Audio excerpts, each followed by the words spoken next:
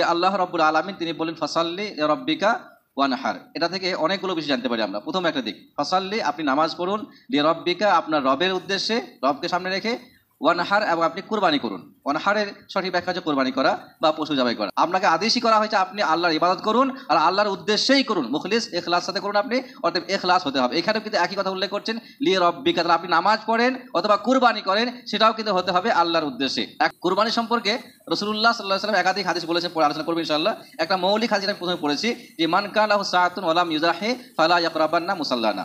যাকে আল্লাহ ক্ষমতা দিয়েছেন, অর্থাৎ সক্ষমতা আছে, আওকাত দিয়েছেন, যার অবস্থা ভালো, যার অর্থের সম্পদের সমস্যা নেই বা সুবিধা অবস্থায় আছে, আর সেই ব্যক্তি যদি কুরবানি না করে তাহলে সে যেন আমার ঈদগাহ ময়দানে না আসে বা ঈদের নামাজ পড়তে না আসে।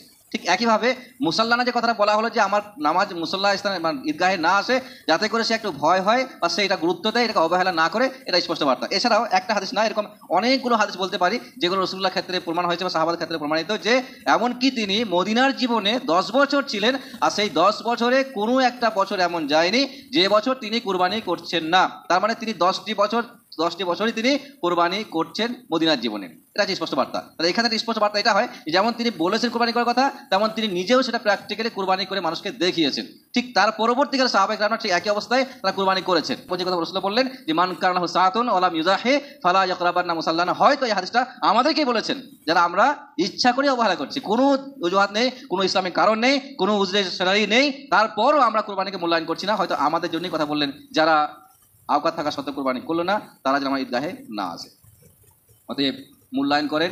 আপনি ছোট্ট একটা আমল করবেন, হতে পারে হয়তো যে ছোট একটা আমল, অর্থ খরচা হবে, অর্থ ব্যয় হবে, আপনি ভাবতেই পারছেন না, হয়তো আপনার এই অর্থ ব্যয়ের কারণে আল্লাহ অন্য দিক থেকে আপনার অর্থ যোগান দেবেন অথবা অন্য দিক থেকে খরচা আল্লাহ কমিয়ে দেবেন। এমন হতে পারে না এমনটা? কি হতে পারে? ইন্নাল হামদুলিল্লাহ নাহমাদুহু ওয়া নাস্তাঈনুহু ওয়া নাস্তাগফিরুহু ওয়া নাউযু বিল্লাহি মিন শুরুরি আনফুসিনা ওয়া সাইয়্যাতি আ'মালিনা। من يهد الله فلا مضل له ومن يضلل فلا هادي له وأشهد أن لا إله إلا الله وحده لا شريك له وأشهد أن محمدا عبده ورسوله أما بعد فإن خير الحديث كتاب الله وخير الهدي هدي محمد صلى الله عليه وسلم وشر الأمور محدثاتها وكل محدثة بدعة وكل بدعة ضلالة وكل ضلالة في النار. فقد قال الله تعالى في كلامه المجيد: أعوذ بالله من الشيطان الرجيم. بسم الله الرحمن الرحيم. فصل لربك وانحر. وقال رسول الله صلى الله عليه وسلم: من كان له سعة ولم يضحي فلا يقربن مصلانا. رواه الترمذي. সমবেত মুসলিম ও মুসলিমা সমাজ, প্রশংসা, গুণগান, হামদ, সানা, স্তব, স্তুতি আল্লাহ রাব্বুল আলামিনের, যার সংক্ষিপ্ত প্রশংসায় আমরা সকলেই বলি আলহামদুলিল্লাহ। তারপরে শান্তি ধারা বর্ষণ হোক রাসূল আকরাম মুহাম্মদ সাল্লাল্লাহু আলাইহি ওয়াসাল্লামের ওপর। আল্লাহুম্মা সাল্লি আলাইহি আল্লাহুম্মা বারিক আলাইহি। আজকের এই সংক্ষিপ্ত জুমার খুতবায় আমি একটা ছোট্ট একটা আয়াত তেলাওয়াত করেছি। তার সাথে সাথে ইবনে মাজাহ, মুসনাদ আহমদ ইত্যাদি হাদিস গ্রন্থের একটি হাদিস বর্ণনা করেছি। এই দুইকে সামনে রেখেই আলোচনা করব ইনশাআল্লাহ, যেটা খুবই প্রসিদ্ধ আলোচনা। সামনে আমাদের একটা পরব আসছে, বা আমরা কুরবানি বলেন, বকরা ঈদ বলেন, সামনে আসছে আমাদের। আর সেই সম্পর্কে আমরা একাধিক আলোচনা শুনেছি বিগত দিনে, আগামীতেও শুনবো ইনশাআল্লাহ। তবে আজকেও কিছু শুনবো এই জন্যেই, কারণ আমরা খুব সময় যে খুব লম্বা তা নেই, আবার খুব যে কাছে তাও নয়। তবে হ্যাঁ, যেহেতু একটা গুরুত্বপূর্ণ বিধান ইসলামের, যার জন্যে তার উপরে একটু হলেও আমাদের ধারণা থাকা দরকার আছে বলে মনে হয়, আর যার জন্যে কিছু কথা আজকে আলোচনা করব ইনশাআল্লাহ। তো কুরবানি বা বকরা ঈদ, যাই নাম দেন না কেন, যাকে আরবিতে উজহিয়া বলা হয় বা কুরবান বলা হয়, তো এই শব্দটাকে আপনি যেভাবেই নেবেন, সহজ করে বা সরল করে যেটা আমরা বুঝি, তার সেটা হচ্ছে যে ত্যাগ করা, বা আল্লাহ রাব্বুল আলামিনের নৈকট্য লাভের জন্য কোনো আমল করা, যাকে আমরা কুরবানি বলি। এই কুরবানি শুধুই যে পশুকে জবাই করার মাধ্যম দিয়ে হয়ে থাকে এমনটা কিন্তু নয়, বরং আমরা আমাদের জীবনে, বিগত জীবনে বা বর্তমান জীবনে, আমরা আমাদের জীবনে বিভিন্ন ক্ষেত্রে আমরা ত্যাগ স্বীকার করে থাকি, করতে হয় আমাদেরকে। সেটা কখনো ইসলামের স্বার্থে হয়, কখনো ব্যক্তিগত স্বার্থে হয়, কখনো সামাজিক স্বার্থে হতে পারে, বাকি আরও একাধিক স্বার্থে সেটা হতে পারে। তার মানে কুরবানি করা ইসলামের এটা একটা প্রথম বিষয় নয়, বা এটা একমাত্র এখন মাধ্যম বিষয় নয়, বরং এটা বহু যুগ যুগ ধরে হয়ে আসছে, আগামীতেও হয়ে থাকবে। যার জন্য আমরা দেখতে পাই যে আল্লাহ রাব্বুল আলামিন আদম আলাইহিস সালাতু সালামের দুই সন্তানের ক্ষেত্রে কোরআনের কথা উল্লেখ করছেন। ওয়াতলু আলাইহিম নাবা ইবনাই আদম বিল হক ইদ কররাবা কুরবানান, আল্লাহ উল্লেখ করছেন। কিন্তু সেখানে আল্লাহ বলছিলাম মায়দায় 27 নম্বর আয়াতে যে আদম সন্তানের আদমের দুই সন্তানকে নিয়ে আপনি বর্ণনা করেন বা মানুষকে শুনিয়ে দেন, বা খবরটা মানুষকে শোনান, তেলাওয়াত করেন আর জানান কি বিষয় তারাও কুরবানি করেছিল। এটা আমরা ইতিহাস মোটামুটি সংক্ষেপে আমরা জানি যে আমাদের মধ্যে আল্লাহ আদেশ করেছিল, সেই হিসাবে তারা করেছিল। একজনের কুরবানি কবুল হয় আর একজনের কুরবানি কবুল হয়নি। তাদের কুরবানি কবুল হওয়া না হওয়ার দুনিয়াতেই জানতে পেরেছে, আমার সম্ভাবনা হতে পারে। কিন্তু আমাদের কুরবানি, আমরা যে কুরবানি করি বা আমরা যে বকরা ঈদের সময় পশু জবাই করি, এটা কবুল হচ্ছে কিনা আমরা জানতে পারবো কিনা সেটা পরে কথা হবে ইনশাআল্লাহ, সেটা একটা দিক রয়েছে। তবে হ্যাঁ, আমরা প্রথম দিকে আসি যে আল্লাহ রাব্বুল আলামিন কোরআনে এই সম্পর্কে কী কী বলছেন এবং রাসূলুল্লাহ সাল্লাল্লাহু আলাইহি সাল্লাম তিনি হাদিসে কী কী বলছেন, সেই নিয়ে দু একটি কথা আমরা শুনবো। তারপরে যেটা গুরুত্বপূর্ণ বিষয় সেটা হচ্ছে যে আমাদের সমাজে এই পশু কিনতে গিয়ে একাধিক রকমের সমস্যার সম্মুখীন আমরা হয়ে থাকি, একাধিক রকম সমস্যার সম্মুখীন হয়ে থাকি। যতটা ইসলাম বলেছে তার চাইতে আমরা বেশি দেখার চেষ্টা করি। এটা লক্ষণটা খারাপ না ভালো সেটা বলবো না, তবে হ্যাঁ, অনেক সময় অজান্তে আমরা এটা কাজ করি, অনেক সময় আবেগ দেখিয়ে ফেলি, অনেক সময় আমরা অনেক বেশি বিষয়টাকে সিরিয়াস ভেবে কাজটা করতে যাই, আর তখন আমরা সমস্যায় পড়ি। যার জন্য সেই নিয়ে কিছু কথা হবে ইনশাআল্লাহ, যে আমাদের যে পশুর কথা কোরআনে হাদিসে বলা হয়েছে বা ইসলাম শিখিয়েছে আমাদেরকে কোন ধরনের পশু হওয়া উচিত বা কোন ধরনের পশু কুরবানিতে গ্রহণযোগ্য নয়, সেটা নিয়েও দু একটি কথা হবে ইনশাআল্লাহ। তবে মৌলিকভাবে হাদিসে যে পশুগুলোকে কুরবানি করতে মানা করা হয়েছে, তার যদি আপনি হাদিসের ভাষা অনুযায়ী যান, তাহলে 4টা মৌলিক গুণ রয়েছে। যে 4টা গুণ থাকলে, যে 4টে খুঁত থাকলে সেই পশুটাকে আপনি কুরবানি করতে পারবেন না, বা সেই পশুর কুরবানি কবুল হবে না, রাসূলুল্লাহ নিষেধ করছেন। বাকি সেই 4টে মানে খুঁত বা সেই 4টে ত্রুটিকে সামনে রেখে আপনি কথা বলেন, তাহলে আরও 5-6টা বিষয় আপনি আরও সামনে আনতে পারবেন, যাতে মোটামুটি সব মিলিয়ে প্রায় 10 রকমের খুঁত, 10 রকমের ত্রুটি রয়েছে পশুর মধ্যে। যে ত্রুটি থাকলে বা যে ভুলগুলো থাকলে বা যে ধরনের খুঁত থাকলে সেই পশুটা কুরবানি করা জায়েজ হবে না বা ঠিক হবে না, সে নিয়ে আলোচনা করবো ইনশাআল্লাহ। তো আমরা প্রথম দিকে আসি যে আল্লাহ রাব্বুল আলামিন তিনি বলেন ফাসাল্লি লিরাব্বিকা ওয়ানহার। এটা থেকে অনেকগুলো বিষয় জানতে পারি আমরা। প্রথম একটা দিক, ফাসাল্লি আপনি নামাজ পড়ুন, লিরাব্বিকা আপনার রবের উদ্দেশ্যে, রবকে সামনে রেখে, ওয়ানহার এবং আপনি কুরবানি করুন। ওয়ানহারের সঠিক ব্যাখ্যা হচ্ছে কুরবানি করা বা পশু জবাই করা। নাহার শব্দটা আরবি, আর নাহারের শাব্দিক অর্থ হচ্ছে সিনা, এই জায়গাটা নাহার বলা হয়। আর অ্যাকচুয়ালি নহরের আর একটা দিক হয় যেটা, যে উটকে যখন জবাই করা হয় সেটা কিন্তু নহর করতে হয়, জবাই করা হয় না। আমরা যেমন সাধারণত পশু জবাই করি, অর্থাৎ শুয়ে দিই, তার গলায় ধরি, আমরা চাপ দিয়ে ধরি আর আমরা ছুরি চালিয়ে দিই, এটা হচ্ছে পশু জবাই, ছাগল হোক, গরু হোক, উট হোক, মোষ হোক ইত্যাদি। কিন্তু উটের ক্ষেত্রে ভিন্ন একটা নিয়ম, সেটা হচ্ছে উট দাঁড়িয়ে থাকবে, উট দাঁড়িয়েই থাকবে, দাঁড়ানো অবস্থায় তাকে আপনাকে বল্লম দিয়ে এই জায়গাটায় খোঁচা মারতে হবে, আর এটাকে বলা হয় আরবিতে নহর। এটাকে বলা হয় নহর, মানে উট জবাই করার জন্য, সেটা কুরবানির ক্ষেত্রে বলছেন, যে কোনো সময় উট জবাই করার জন্য শর্ত নিয়ম হচ্ছে ওকে নহর করতে হয়, জবাই করা যায় না। এই জন্য জবাই আর নহর মধ্যে একটু পার্থক্য থাকতেই পারে, তবে হ্যাঁ, ওয়ানহারের মৌলিকভাবে শব্দ অর্থ হচ্ছে যে কুরবানি করা বা পশুকে জবাই করা। সেটা আপনি শুইয়ে দিয়ে করেন অথবা দাঁড়ানো অবস্থায় করেন, সেটা হচ্ছে নাহার, এটা হচ্ছে নহর। ওয়ানহার অর্থাৎ আপনি কুরবানি করুন। এই আয়াত থেকে যে কথাগুলো আমরা বুঝলাম, তার মধ্যে একটা দিক হচ্ছে যে আমাদেরকে নামাজ পড়তে বলা হলো, আর দ্বিতীয় একটা হচ্ছে যে আমাদেরকে কুরবানি করতে বলা হলো। এখন বিষয় যেটা হচ্ছে যে মাঝে একটা শব্দ আল্লাহ প্রয়োগ করেছে, লি রব্বিকা, লি রব্বিকা। এটা হচ্ছে গুরুত্বপূর্ণ বিষয়, আর যেটা আমরা সকলে জানি। আর সেটা হচ্ছে যে কোনো ইবাদত করার জন্য প্রাথমিক শর্ত হচ্ছে সেটা হতে হবে রাসূলুল্লাহ সাল্লাল্লাহু আল্লাহ রাব্বুল আলামিনকে সামনে রেখে বা আল্লাহর উদ্দেশ্যে, অর্থাৎ খালেস আল্লাহর উদ্দেশ্যেই করতে হবে, অন্য কোনো উদ্দেশ্যে করলে হবে না। যাকে আমরা বলতে পারি অনেকখানি যে আল্লাহর উদ্দেশ্যে করা বা ইখলাস রাখা, নিয়ত ঠিক রাখা, নিয়ত সাফ রাখা বা আল্লাহকে সন্তুষ্ট করার জন্য করা, এটা হচ্ছে প্রথম শর্ত। এটা শুধুমাত্র যে কুরবানির ক্ষেত্রে এমনটা নয়, নামাজের ক্ষেত্রে এমনটা না, প্রত্যেকটা ইবাদতের জন্য প্রাথমিক শর্ত হচ্ছে আপনাকে সেটা হতে হবে আল্লাহর উদ্দেশ্যে।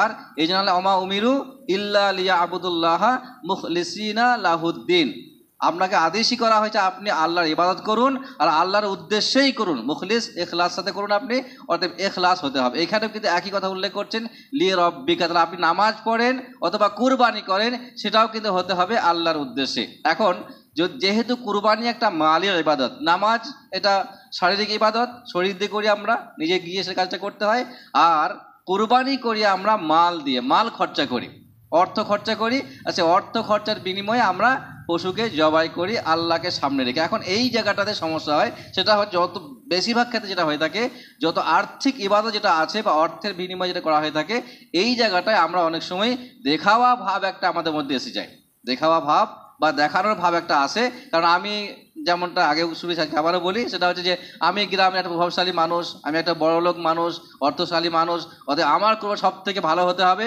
আর যার জন্যই দেখা যায় কুরবানি পশু কেনার পরে গ্রামে দেখা দেখে একটা হিরিক পড়ে যায়, সাংঘাতিক বড় গরু নিয়ে এসে ওইখান থেকে দেখে এসেছিল একটা, ও বড় খাসি দিচ্ছে দেখে এসেছিল একটা, তারপরে কি হলো, দেখা দেখে একটা কম্পিটিশন ব্যাপার থাকে।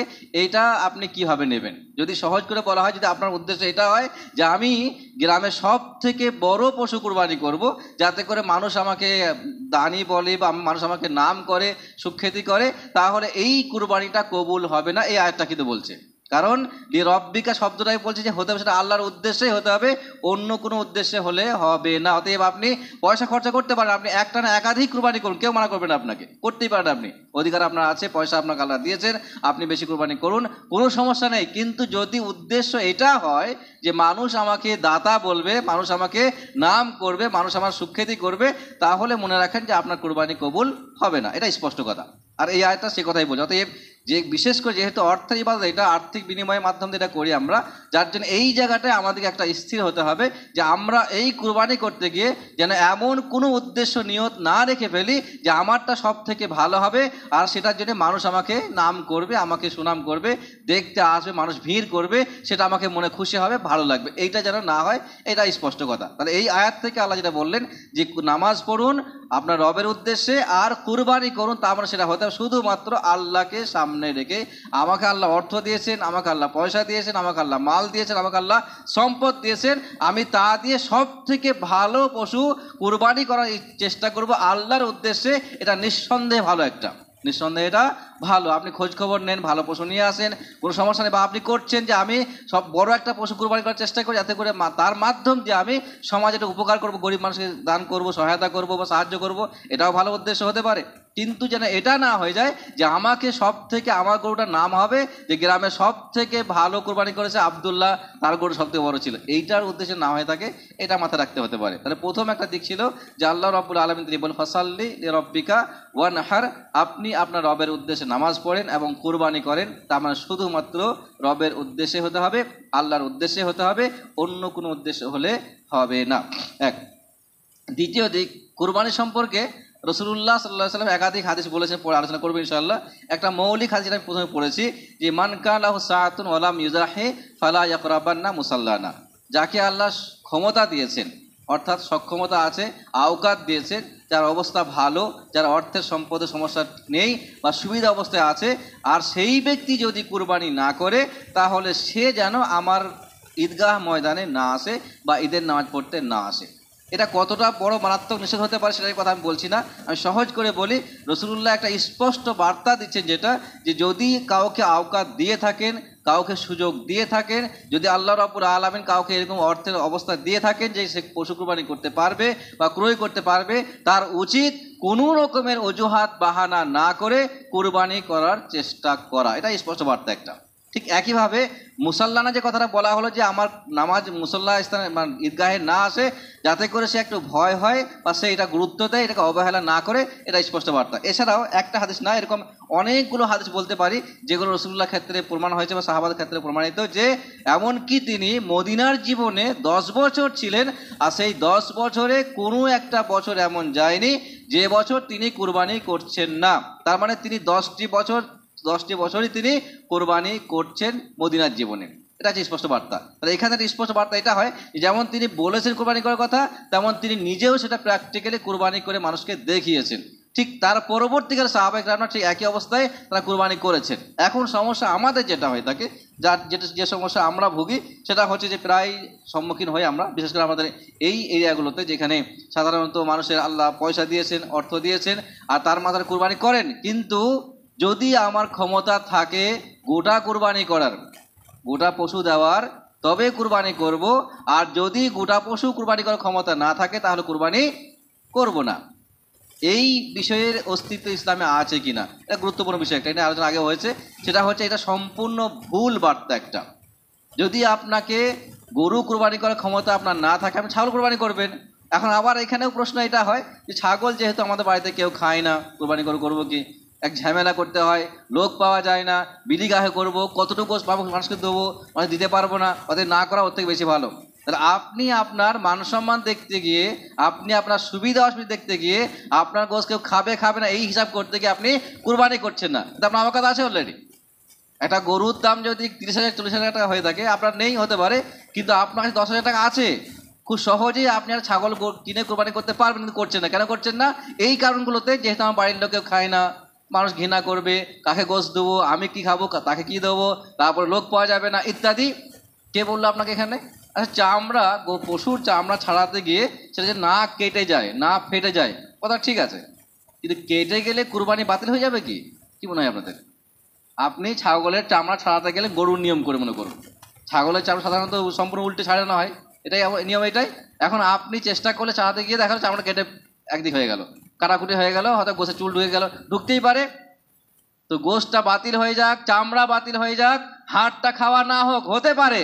কিন্তু আপনি এই অজুহাতে আওকাত থাকা সত্ত্বেও কুরবানি করছেন না কেন? আপনি কি ব্যাখ্যা দেবেন আল্লাহকে? বলতে পারবেন আল্লাহ কাছে গিয়ে? আল্লাহকে বলবেন এই কথা বলছি না, আমার ছাড়াবার লোক ছিল না, গোশ নেওয়ার লোক ছিল না, গোশ খাবার লোক ছিল না, তাই আমি কুরবানি করিনি। আল্লাহ শুনবেন আমার কথা? এই যে মুশকিল আমাদের। আমরা আসলে ইবাদতগুলো করছি আমাদের সুবিধার মতো করে। যদি আমাদের মোটামুটি আমাদের মতো করে হয় তো ঠিক আছে, না হয়তো দরকার নেই। অনেকখানি ফতোয়া হচ্ছে এটাই যে আমরা অনেকখানি ফতোয়ার ভিত্তি করে, যেহেতু এটা ফরজ তো নয়, অতএব অত চাপ নেই, কাজ নেই, সমস্যা নেই। একটু আধটু কিছু হলেই ঠিক আবার কথা মনে করি দিই, ঠিক একটা অজুহাত দেওয়া হয়ে থাকে, দ্বিতীয় আরেকটা অজুহাত দেওয়া থাকে, ভাগে কুরবানিতে চলে না।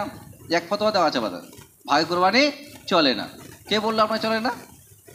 কোথায় পেছনে চলেন না আপনি? এই একটা ফতোয়া আজ কাজ করছে, আরও বড় ফতোয়া আসবে, কিন্তু এরকম একটা একটা করে ফতোয়ার মাধ্যম দিয়ে আমরা কোরবানিকে অবহেলা করছি। একটা সময় ছিল, এখন আলহামদুলিল্লাহ পরিবেশ পাল্টাচ্ছে, মানুষের মধ্যে মানসিকতা পাল্টাচ্ছে, দিনই জ্ঞান চর্চা বাড়ছে, মানুষ মানার চেষ্টা করছে, এটা আলহামদুলিল্লাহ সুখবর অবশ্যই।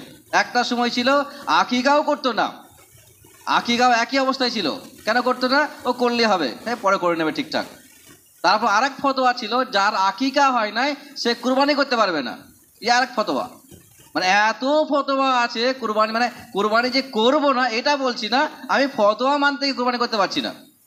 আমি ফতোয়া মানতে গিয়ে সমস্যার সম্মুখীন হয়ে কুরবানি করতে পারছি না। তিনি করছেন না এটা বলবেন না, আমি করতে পারছি না, তার মানে না করেও পারছি না, দোহাই অজুহাত দিয়ে সে কুরবানি করছেন। এটা আপনি যেভাবেই দেখবেন, একটা ইবাদতকে, একটা আমলকে আপনি ছোট করছেন, এটা দ্বিমত করার কিছু নেই। কিন্তু অর্থাৎ এই ভুলটা করা যায়। যার জন্য রাসূল বললেন যে যাকে আল্লাহ আওকাত দিয়ে, সাআতুর মানে আওকাত বলতে যাকে আল্লাহ কুরবানি করার মতো অবস্থায় রেখেছেন, তাহলে যার অর্থ আছে, যে পশু কিনতে পারে, তাকে আল্লাহ আওকাত দিয়েছেন। যারা একটা ভাগও দিতে পারে, সে একাধিক ভাগ দিতে পারে, সে একটা ছাগল, ছোট ছাগল দিতে পারে, বড় ছোট ছাগল দেবে, সে ছাগল দেবে। খাসি দিতে হবে না, খাসি হতে হবে, ছাগল তো হবে না। কে বললে হবে না আপনাকে? ছাগল হলেও হবে, ছোট্ট ছাগল হলেও একটা হবে, সমস্যা নেই। আপনার আওকাত কম, আপনি ছোট দেবেন না। আবার একটা মান সম্মান লাগবে কিনা? আমি এত বড় মানুষ, মোটামুটি ব্যবসা করে খাই, ব্যবসা বাণিজ্য ভালো, দোকানপাট ভালোই চলে, আমি যারা ছোট ছাগল দিই, মানুষ আমাকে কথা শোনাবে। হ্যাঁ, এ আর এক সমস্যা। এই হাজারো অজুহাত, আমল করার জন্যে সামান্য একটা দলিল দরকার ছিল, সেটার না মেনে আমি একাধিক অজুহাত সামনে রেখে কোরবানির মূল্যায়ন করছি না। এর কোনো অস্তিত্ব আছে কি? আপনি ফতোয়া নিতে পারেন, ফতোয়া আপনি নিতে পারেন, আর আমি আপনাকে ফতোয়ার শুনিয়েও দিই। যে ফতোয়ার ভিত্তিতে আপনি আকিকা করছেন না সুন্নত বলে, সেই ফতোয়াতেই, সেই ফিকহে হানাফি অনুযায়ী কথা বলছি, ইমাম আবু হানিফা রাহিমাহুল্লাহর ফতোয়া হচ্ছে কুরবানি করা হচ্ছে ওয়াজিব। জমহুর উলামা, ইমাম মালিক, ইমাম শাফি, ইমাম আহমদ বিন হাম্বল, এই তিনজন ইমাম বা বেশিরভাগ মুহাদ্দিসিন রায় হচ্ছে সুন্নতে মুআক্কাদা, কিন্তু ইমাম আবু হানিফার ফতোয়া হচ্ছে ওয়াজিব। তা আমরা যারা ইমাম আবু হানিফাকে মেনে চলি, অন্যান্য ক্ষেত্রে একদম 100% কম বেশি করা যাবে না, 19-20 করা যাবে না, সেটা মানছি। তিনি সুন্নত বললেন, তিনি বললেন আমলটা করা সুন্নত, সেটা তিনি মানবেন, কিন্তু ছাড়বেন। কারণটা কি? যেহেতু আবু হানিফা বলেছেন, ছাড়া যাবে না। আবার সেই আল্লাহর বান্দায় যখন তিনি বলছেন ওয়াজিব, তখন তিনি গুরুত্ব দিচ্ছেন না কেন? তখন তিনি নিজের হাজারো সুবিধা অসুবিধা, নিজের সমস্যার কথা তুলে ধরে সেটাকে ছোট করার চেষ্টা করছেন কেন? তাহলে কথা হচ্ছে যেটা, যে আমরা আসলে ইসলাম মানছি, ঠিক মানছি না নয়, মানছি, তবে হ্যাঁ সেটা আমার সুবিধা মতো হলে মানবো, আর যদি সুবিধা মতো না হয় তো সেটা মানা প্রয়োজন নেই মনে করা হচ্ছে, যার জন্য দেখা যায় সমস্যা তৈরি হয়। আরেকটা সমস্যা আছে, যেটা আমাদের মারাত্মক সমস্যা, এটা আমাদের মুসলিমরা বুঝতে চাইছে না বর্তমান সময়ে। সেটা হচ্ছে যে আমাদের সমাজে যেটা মনে করা হচ্ছে যে কোরবানির গোশত 3 ভাগ করতে হবে, কোরবানির গোশত 3 ভাগ করা জরুরি, 3 ভাগ করা জরুরি। 1 ভাগ মাত্র বাড়িতে রাখতে পারবেন, তার বেশি রাখতে পারবেন না।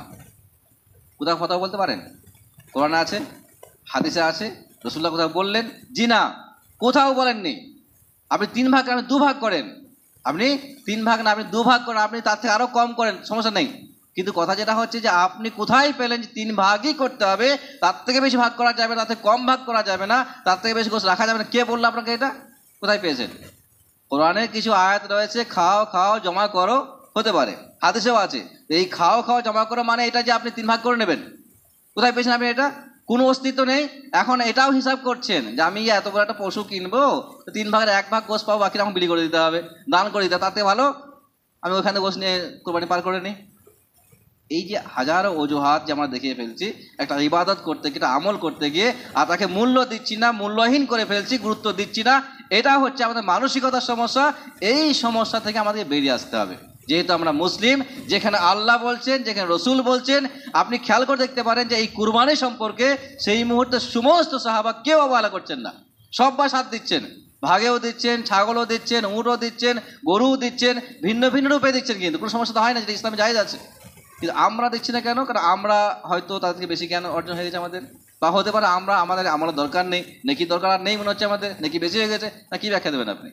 নাকি আমরা ওর থেকে বেশি বুঝি মনে করছেন? জি না, কোথাও ভুল হচ্ছে এটা যে আমরা আসলেই ইসলামের বিধানগুলোকে মূল্যায়ন করতেই পারছি না। আপনি মাথায় রাখেন বা আমরা মনে রাখি, সেটা হচ্ছে যে আমরা যাই বলেন না কেন, আপনি যে কোনো একটা আমল, একটা ছোট্ট একটা আমল যদি আপনি অবহেলার কারণে না করেন, তার গুনাহ অনেক বড় হওয়ার সম্ভাবনা থাকবে। আপনি পারছেন না, মজবুরি থাকতেই পারে, অসহায় আছেন, সমস্যা আছেন, সফরে আছেন, পারিবারিক একটা সমস্যা চলছে একটা, কখনো সময় হতেই পারে, কিন্তু সারা জীবন তো হতে পারে না, না সারা জীবন হতে পারে কি? এটা হওয়ার সম্ভাবনা নেই। কিন্তু না, আমরা এটা করছি, যার জন্য বলছি, কথা রাসূলুল্লাহ বললেন যে মান কানা লাহু সাআতুন ওয়া লাম ইউজাহি ফালা ইয়াকরাবান্না মুসাল্লানা। হয়তো এই হাদিসটা আমাদেরকেই বলেছেন, যারা আমরা ইচ্ছা করে অবহেলা করছি, কোনো অজুহাত নেই, কোনো ইসলামিক কারণ নেই, কোনো উজরের সেরারি নেই, তারপরও আমরা কুরবানিকে মূল্যায়ন করছি না। হয়তো আমাদের জন্যই কথা বললেন, যারা আওকাত থাকা সত্ত্বেও কুরবানি করলো না, তারা যেন আমার ঈদগাহে না আসে। অতএব মূল্যায়ন করেন। আপনি ছোট্ট একটা আমল করে মনে হতে পারে হয়তো যে ছোট একটা আমল, আর অর্থ খরচা হবে, অর্থ ব্যয় হবে, আপনি ভাবতেই পারছেন না। হয়তো আপনার এই অর্থ ব্যয়ের কারণে আল্লাহ অন্য দিক থেকে আপনার অর্থ যোগান দেবেন, অথবা অন্য দিক থেকে খরচা আল্লাহ কমিয়ে দেবেন। এমন তো হতে পারে না এমনটা? কি হতে পারে? দেখ, সহজ করে বলি যে কোরবানি সম্পর্কে সহজ কথা আমরা শুনে রাখি, সেটা হচ্ছে যে আল্লাহ রাব্বুল আলামিন কোরআনে বলছেন, রাসূলুল্লাহ সাল্লাল্লাহু আলাইহি ওয়াসাল্লাম হাদিসে বলছেন, তিনি করছেন, পরবর্তীকালে সাহাবায়ে কেরাম করেছেন, মুহাদ্দিসিন কেরামরা করছেন, আজ অবধি এই আমল চলে আসছে, কিয়ামত অবধি চলবে। আপনি করলেও আমলটা বাকি থাকবে, আর আপনি না করলেও আমলটা ছিল, আছে, থাকবে। যদি আপনি করেন তাহলে আপনার ঈমান আমল ঠিক থাকবে, যদি আপনি করেন আপনার নেকি হবে, যদি আপনি করেন তাহলে আপনি ইসলামকে মূল্যায়ন করলেন, তার প্রমাণ হবে।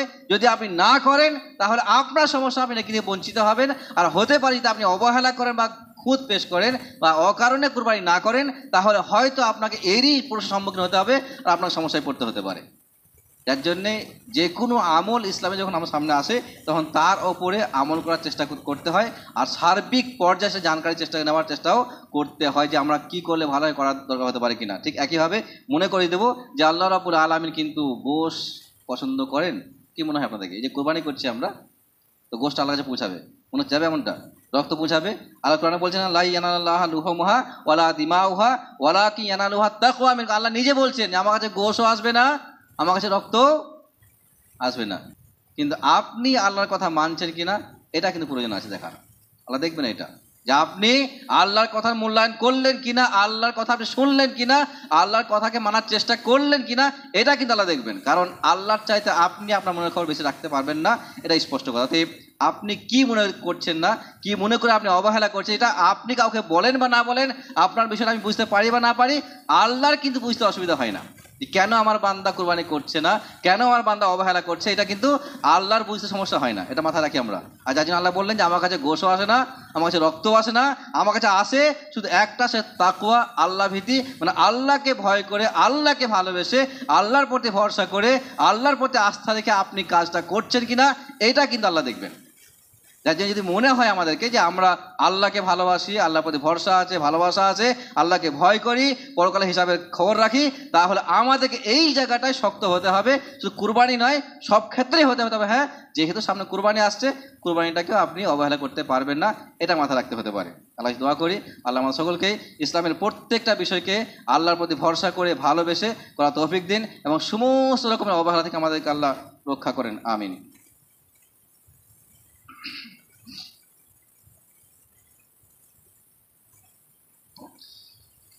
ইন্নাল হামদুলিল্লাহি ওয়াহদাহু ওয়াসসালাতু ওয়াসসালামু আলা মান লা নাবিয়্যা বা'দা ওয়া বা'দ।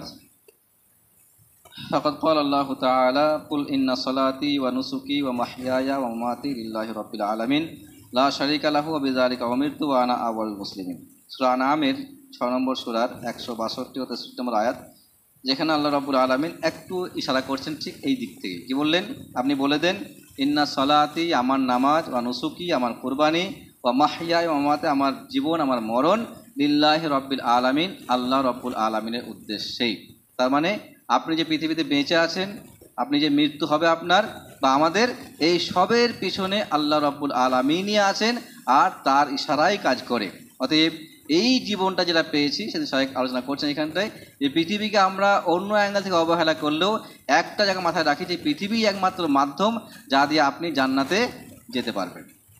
পৃথিবী একটা বড় জায়গা, বড় প্ল্যাটফর্ম, বড় একটা মাধ্যম, এতটাই ভালো জায়গা এখানটা, মোটামুটি বলতে পারি দিনী ইমানদার লোকদের জন্য, যে এটাই একমাত্র মাধ্যম যা দিয়ে একটা মানুষ চিরস্থায়ী জান্নাত ভোগ করতে পারে। আবার এইটাই একটা বড় মাধ্যম যা দিয়ে একটা মানুষ চিরস্থায়ী জাহান্নামী হতে পারে। যার জন্যে আমাদেরকে হিসাব করতে হবে যে আমরা যে আমলগুলো করছি, আমরা যে কথাগুলো বলছি বা আমরা যে আমলটা করছি, সেটা আদৌ জান্নাতে যাওয়ার আমল কিনা, আদৌ সেটা জান্নাত নিয়ে যেতে পারবে কিনা, আদৌ সে আমল আমাকে কবরের শাস্তি থেকে রক্ষা করতে পারবে কিনা, এইটা আমাদেরকে বারবার বুঝতে হতে পারে। দেখার দরকার নেই কে কি বললো, কে কি করলো, আপনি আপনারটা ভাবেন। পৃথিবী কি বললো, সমাজ কি বললো, প্রতিবেশী কি বললো, পরিবার কি বললো, বন্ধু বান্ধব কি বললো, ব্যবসায়ী কি বললো, আপনাকে দেখতে হবে না। আপনি আপনারটা দেখেন যে আপনি যে আমলটা করে যাচ্ছেন, সেই আমলের মাধ্যম দিয়ে আপনি পার পাবেন কিনা। কারণ আপনার হিসাব আপনাকেই দিতে হবে, অন্য কেউ দেবে না। আপনার হিসাব আপনাকেই লাগবে। আপনার পাড়া প্রতিবেশীও দেবে না, আপনার সমাজ দেবে না, আপনার এলাকা দেবে না, আপনার দেশ দেবে না, পৃথিবীও আপনার সাক্ষী দেবে, দরকার নেই। আপনি আপনার হিসাবে আমি যে কাজটা করছি, যে আমলটা করছি, সে আমলের মাধ্যমে আমি জান্নাত যেতে পারবো কিনা। যদি মনে হয় যে হ্যাঁ আমল ঠিক আছে আমার, আর সহজ করে জান্নাত যেতে পারি, তাহলে আপনি সেটা করে যান, সমস্যা নেই। আর যদি মনে হয় যে না অবহেলা হচ্ছে, কোথাও অনীহা হচ্ছে, কোথাও না একটা আমাদের এখান থেকে খামতি হচ্ছে, ঘাটতি হচ্ছে, তাহলে আপনি সেখানটা ঠিক করার চেষ্টা করবেন ইনশাআল্লাহ। অতএব আমরা খেয়াল রাখি, সামনে কুরবানি আসছে, আরও আলোচনা পরে হবে ইনশাআল্লাহ, এসব আলোচনা হবে ইনশাআল্লাহ। তবে হ্যাঁ, একটা কথা মনে রাখি, আমরা যেহেতু আমরা মুসলিম আর আমরা শেষ নবী মুহাম্মদ সাল্লাল্লাহু আলাইহি সাল্লামের উম্মত, অতএব তার দেখানো আদর্শ, তার দেখানো পথ প্রদর্শন, তার দেখানো সমস্ত রকমের নীতিমালা আমাদেরকে জানতে হবে, মানতে হবে, আর সেই অনুযায়ী চলতে হবে। যদি এটা চলতে পারি, তাহলে দুটি বিষয় খেয়াল রাখি। আবারও বলি যে কুরবানি বলেন, নামাজ বলেন, বাকি সমস্ত আমল বলেন, দুটি জিনিস আমরা নির্ভরশীল। সেটা হচ্ছে এক, আল্লাহর উদ্দেশ্যে করেন, আর তরিকা যেন রসুলের হয়, এটাও মাথায় রাখেন। যদি এই দুই ঠিক থাকে, তাহলে ইনশাল্লাহ আমল যত বড় হোক বা যত ছোটই হোক কবুল হবে ইনশাল্লাহ। ঠিক একইভাবে যে কোনো আমলের পিছনে আমরা যাই অজুহাত দেখাই, যাই অবহেলা করি, একটা কথা মনে রাখার চেষ্টা করি, সেটা হচ্ছে যে আমরা যে কথাগুলো মানুষকে জানতে দেবো না মনে করি, সেই কথাগুলো মানুষ জানতে না পারলেও আল্লাহ কিন্তু জানতে পারবেন। আবার বলছি, যে কথাগুলো মনে করছি আমরা গোপন রাখছি, মানুষ যেন জানতে না পারে, পৃথিবীর মানুষ জানতে না পারলেও, পৃথিবীর কোনো যন্ত্র হয়তো আমরা মনে খবর জানতে পারবেন আপনি কি বলতে চাইছেন, কিন্তু আল্লাহর জানতে সমস্যা হবে না। অতএব সেই কথাটা মাথায় রাখি যে আমরা যা কিছু মনে করি, যা কিছু ভাবি, যে উদ্দেশ্যেই করি, উদ্দেশ্যে যাই থাক না কেন, ভালো হলেও আল্লাহ বুঝতে পারেন আর মন্দ হলেও আল্লাহ বুঝতে পারেন। কারণ আলিমুম বিজাতিস সুদূর, আল্লাহ রাব্বুল আলামিন প্রত্যেকটা মানুষের প্রত্যেকটা অন্তরের খবর তিনি জানেন, জানতে পারেন, বুঝতে পারেন। অতএব তার কাছে গোপন করার চেষ্টা করবেন না। আমার কাছে গোপন করে বেরিয়ে যেতে পারবেন, সমস্যা নেই, সমাজ চিনতে না পারলে সমস্যা নেই, কিন্তু আল্লাহর কাছ থেকে গোপন করে বেরিয়ে যাওয়াটা সম্ভব নয়, এটা মাথায় রাখি, তাহলে সমস্যা কম হবে। যে কোনো আমলের ক্ষেত্রে আপনি এই নীতি খেয়াল রাখতেই পারেন যে আল্লাহর কাছ থেকে গোপন করা সম্ভব না। আল্লাহ দোয়া করি আল্লাহ আমাদের সকলকে ইসলামের প্রত্যেকটা বিষয় সম্পর্কে অবগত হওয়ার তৌফিক দান করেন, সেগুলো মানার তৌফিক দিন, সেগুলো ঠিক একইভাবে মানুষের বলার তৌফিক দান করেন, এবং আজীবন মৃত্যু অবধি ইসলামের ওপর টিকে থাকার তৌফিক দিন, এবং সর্ব অবস্থাতেই আল্লাহকে ভয় করা এবং রসুলের তরিকা মেনে চলার তৌফিক দান করেন, এবং সব অবস্থাতে সমস্ত আমল যেন সঠিক নিয়মে করতে পারি সেই তৌফিক দান করেন। আমিন। আকুলু কাউলি হাযা ওয়াস্তাগফিরুল্লাহ লি ওয়া লাকুম ওয়া লিসাইরিল মুসলিমিন। আমিন। আসসালামু আলাইকুম।